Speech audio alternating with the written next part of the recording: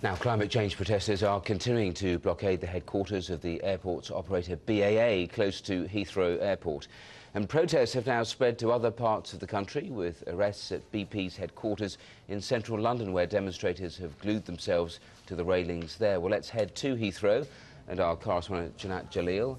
And Janat, bring us right up to date of what is happening there behind you. Right, the protesters behind me have been barricading themselves in the car park of the BAA headquarters, and their aim was to stop workers coming into work, and they say that they've been successful in that aim. Only a handful of workers turned up this morning, including one of the executives who was jeered at by the protesters as he walked into the building, flanked by a police escort.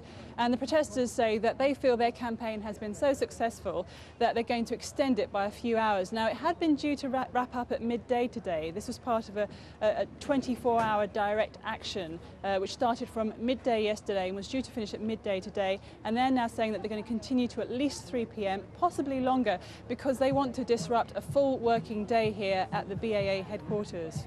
Now, I mentioned there in the introduction a spread in terms of the demonstrations. We've also seen action and protests at BP's headquarters.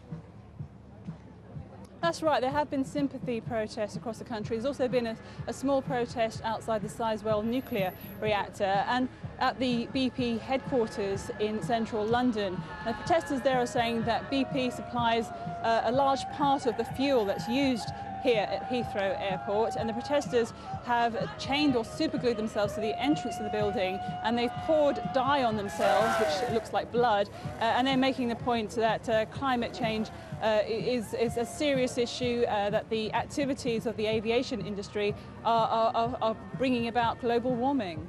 Okay, Janat Jalil there at Heathrow. Thanks very much.